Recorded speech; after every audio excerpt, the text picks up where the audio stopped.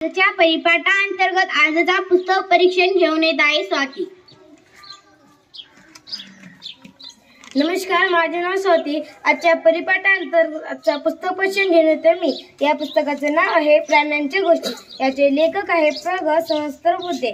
याची किंमत आहे 100 रुपये। या पुस्तकामध्ये फार छान गोष्टी लिहिल्या आहेत। जसं या पुस्तकामध्ये फार छान गोष्टी लिहिल्या आहेत, तसंच फार छान चित्र पण काढलं आहे। या पुस्तकामधल्या मला सर्व गोष्टी आवडल्या। याच्यामधली मला एक गोष्ट फार आवडली, ती म्हणजे हुशार कोकरू। एक कोकरू पप्पा नदीकाठी पाणी पित होता, तेव्हा त्याच्यावरी झाडावरी लांडगा होता आणि तो कोकरू फार हुशार आणि चतुर होता।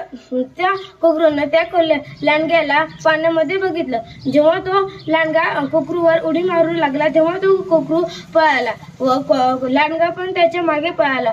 तो कोकरू नंतर कापसामध्ये लपला आणि जेव्हा तो लांडगा त्या कोकरूला बघत होता, तेव्हा तो कोकरू सापडला नाही, कारण तो कोकरू कापसासारखा दिसत होता। आणि खरंच मित्रांनो, मी पण जेव्हा पाहिले होते तेव्हा मला पण ते कोकरू दिसत नव्हते। आणि या पुस्तकातून मला खूप सारा खजिना शिकून घेतले।